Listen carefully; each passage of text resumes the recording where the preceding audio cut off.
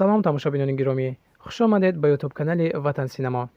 дар ин видео мехостем шуморо бо тоби 5 сериалҳои нави тоҷикӣ 2024 ошно созем. албатта мо онҳоеро интихоб намудем ки дорои шумораи зиёди тамошобинон ҳастанд.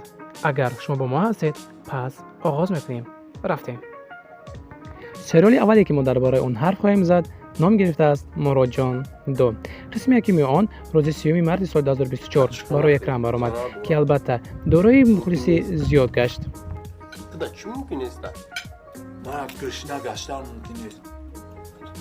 сериол албатта комедиявӣ буда, дар он саҳнаҳои пурмазмун ва тарбиявӣ бениҳоят зиёд ҳастанд. нақшҳоро бошад ба уҳда доранд Алишер Равшанов, Субҳон Тоиров, Ёсамин Мусоева, Сулаймон Табаров, Райҳонаи Файз, Шарифбеки Мирзо, Баҳром Фахриддинов, Соро Саидкамолиддинова, Содиқов Доған, Амина Ҳафизова ва ғайраҳо.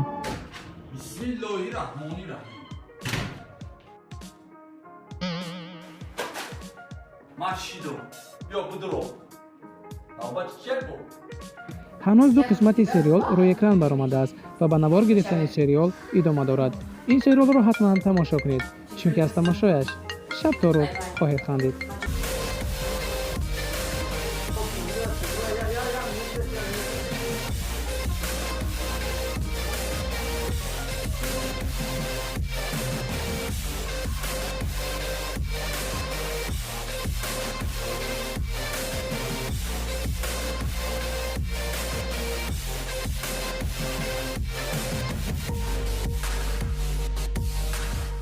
сериоли дуюм бошад ном гирифтааст Зиндагӣ, ки қисмати якуми он чанд рӯз қабл аз тарафи коргардони ҷавон Сироҷиддин Ғафурӣ ба рӯи экран баромад.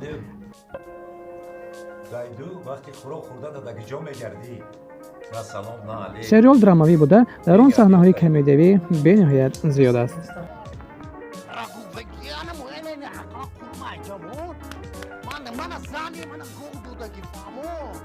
дар нақшҳо иштирок доранд Ғоибзода Муниса, Сироҷиддин Ғафурӣ, Беқулов Аҳлиддин, Саидова Марворид, Моҳпайкар Ёрова, Худоев Насрулло, Аҳлиддин Ҳасанов, Ғуломова Тоҳфанисо, Ғаниҷон Олимов, Камилова Мавзуна ва ғайраҳо. сериол бениҳоят маънои бузург дорад ва танҳо қисмати якуми он ба рӯи экран баромадааст. ин шанси бузург аст барои мухлисони синамои ватанӣ, чунки метавонед сериоли Зиндагиро пайгир бошед.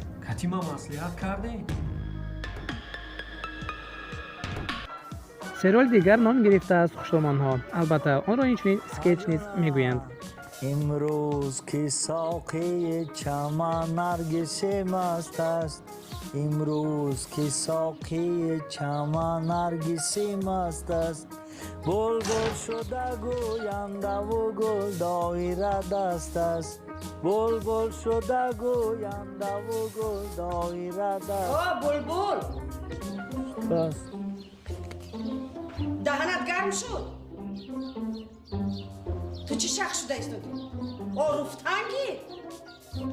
сериол комедиявӣ аст. режиссёраш бошад блогер, вале дар нақшҳо ҳунармандони бениҳоят касбӣ ва хубро интихоб намудааст.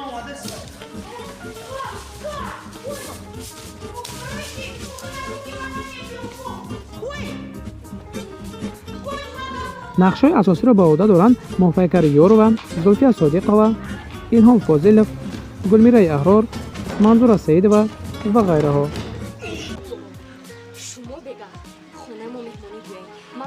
дар сериол саҳнаҳои комедиявӣ ки бо шуниданаш метавонед соатҳо бихандед бениҳоят зиёд мебошад.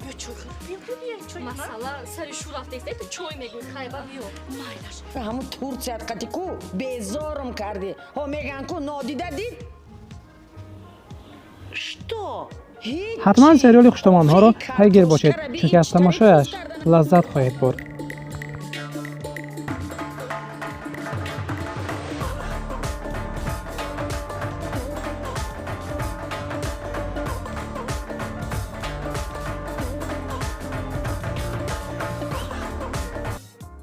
сериоли дигар ном гирифтааст Хона, ки аз тарафи коргардони ҷавон Фарҳод Ғаффорпур ба рӯи экран баромадааст.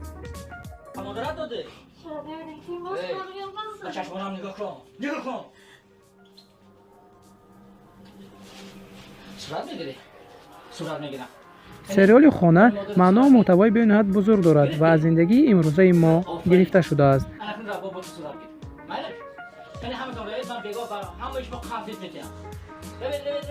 در سریال هنرمندان با یک مهارت کسبی نقش آفریدند. حتی طرز به نوارگیری و ثبت آواز نیز حرف ندارد. تو به من نگفتی زمان تا شهرت نگفتی ها؟ شهریار با تیلو هنر تو به من نگفتی به شهرت نگفتی ها؟ آخر با تیلو مقدسات اولاد ماست. چقدر مقدسات؟ چقدر مقدسات میتونه کنید ها؟ با تیلو مادر کلانش به بیبیم داده بود. بیبیم به مادرم تو فقط اکنون من فراره باید برای دخترم نگاه دارم. بچه تیلو ازاری من نقشه را به انجام رسانیدند غیرت قادیرов، خوشنود دیدادو، فرخ وحیدов، یونس علی ارگاشев، شگون دولتبekova، منیرا زویرova، رعنا رحمتاللهیova، مخلصون مظفر، مسلیمه ترسانova، عادل ناظر، فرهاد صدیقov، مارین کانر، زرینه خوشوقت، دلبر سلیمانova و غیرها.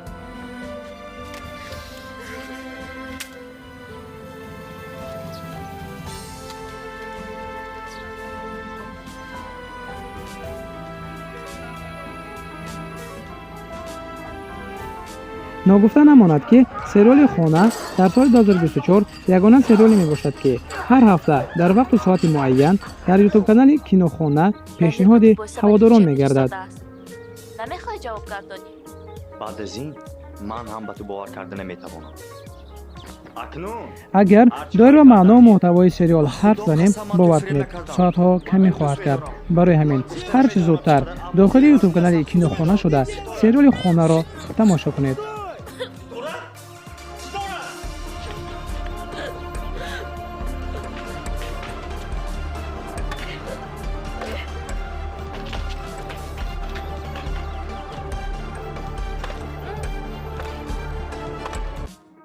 اکنون گام می‌زنم درباره سریال آخری تاپ 5 امروزه ما. خسروی من. خیلی آخی کلچه کده اگجا نبیه ایچیه این ستیل میگم ستیل اوورسایز فهمو در شهر میدونم چیزا خیلی تدا علف باشه زمین باشه آب باشه هیزم باشه تپک باشه بیچاره اگجا میدونیم نکی من ایره کتگی میگم. کتگی نه ناگفته نماند که سریال خسروی من در سال 2024 از طرف تماشابینانش خنده‌آورترین و بهترین سریال تاجیکانه حسابیده شد که زیاده از 2 میلیون تماشابین دارد. اناکه مرا گوش کنین. نگین که بچه شهرم.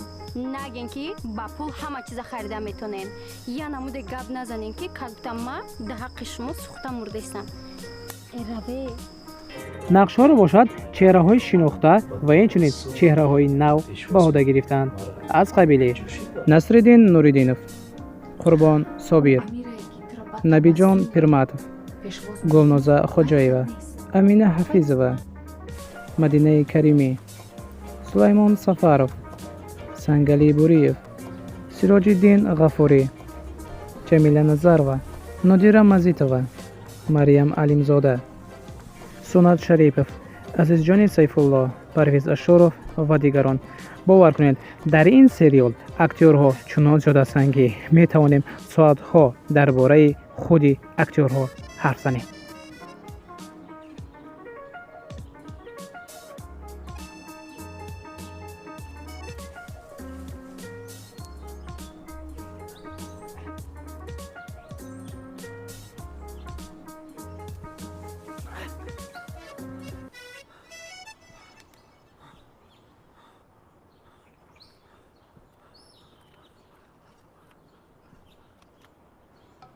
خب تماشابینان گرامی، اینها بودند تاپ 5 سریال های نو 2024 تاجیکی، ولی ما با آنها جای نمیدهیم که اینش دور است یا اینکه اینش دور است. انتخاب از آن شماست. مرحمت میتونید در کامنت نویسید که کدام سریال با شما بیشتر پسند آمده است و برای چی آنها را تماشا میکنید. و فراموش نکنید که سینمای وطن با ما و شما رشد میکند، پس دستگیری سینمای وطن باشد.